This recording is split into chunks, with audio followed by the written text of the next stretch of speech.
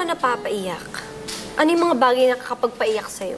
Ano yung fear ng isang Rico yan? Ang fear ng isang Rico yan, okay na tanong yan. I think ang fear ko is, at the end of the day, masabi ko na I didn't do my best. Ay.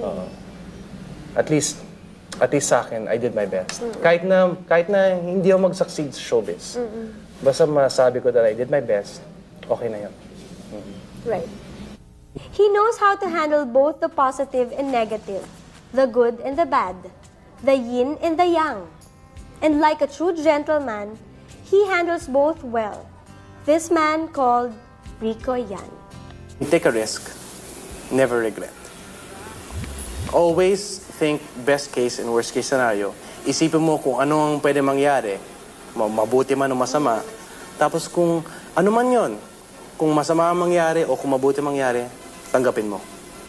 From commercial model to role model for the youth, from show business to his own businesses, find out what makes Rico's life even more Rico.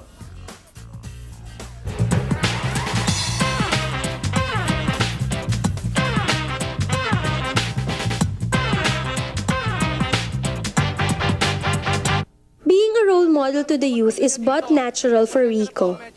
Meron ka ng foundation? Pinoyan Foundation. Kailan to? Kailan to naitayo? Naitayo namin noong December of 1998. Uy, tagal na. Matagal na. Ang objective namin is to reinstill yung positive Filipino values sa kabataan. So that time, I was still affiliated with DEX.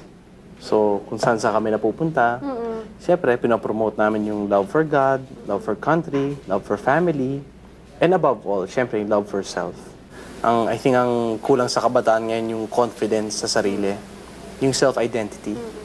And yun ang kulang. So, minsan, nawawala sila. So, napupunta sa drugs, napupunta sa kung saan-saan.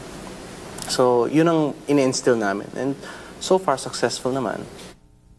He may have received several important awards, but one of his biggest achievement is his college degree. When he entered showbiz, he was in fourth-year college. And I was telling him that he should finish school no matter what. Because I know, and we all know showbiz isn't there forever. So at least he has something to lean on.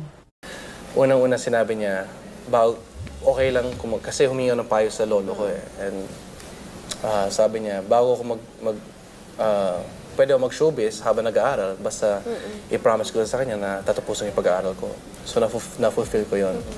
Yung pangalawang sinabi niya, in everything that you do, always do your best. Entrepreneur ka daw by heart. Yeah. Oo nga, ang dami mong business, di ba? Ang dami mong business. Monkey business. Ano ba, Rico? Bakit mo naisip na magkaroon ng mga business na ganyan? Alam ko kasi ng showbiz, hindi permanente yan. Di ba? Temporary lang yan. Correct. So, kailangan meron tayong pagkakakitaan kahit na wala na tayo sa showbiz. So, naisip ako magtayo ng negosyo. At kung bakit pagkain, naisip ako magtayo ng business about food because yun ang nakasanayan ko nung nasa college ako. Lahat ng thesis ko was about food.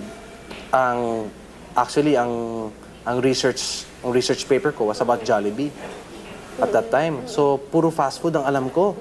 Lahat yan, ni-research ko. Na-amaze ako sa concept ng fast food. Na-amaze ako sa concept ng food. Kaya, pag-graduate ko, gusto ko na magtayo ng food business. Sabi nila, Rico, ano ka din daw eh, risk taker. Sobra. Talaga? Bakit? Unang-unang rule sa negosyo is big risk, big return. Correct. Bilang bata, idealistic ka.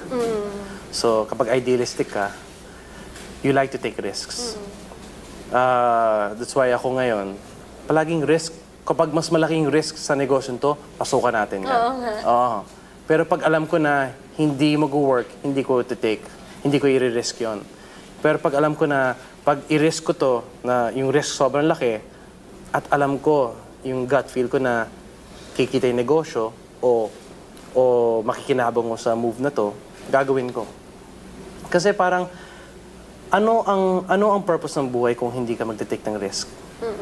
walang excitement. Kapag gusto mo lahat, sigurado, Nga. nabuhay ka pa. Di ba? Sino idol mo? Ikaw. Ano ka ba? Sa ganitong klaseng pag-uugali, sabi nila yung lolo mo daw. Yeah, I would say yung lolo ko kasi siya yung patriarch ng pamilya namin, ng Yans, no? At sa mga hindi nakakalam sa lolo ko, siya yung napakatuwid ng pag-iisip. Yung lahat talaga by the book. Yung there's a right, there's a wrong.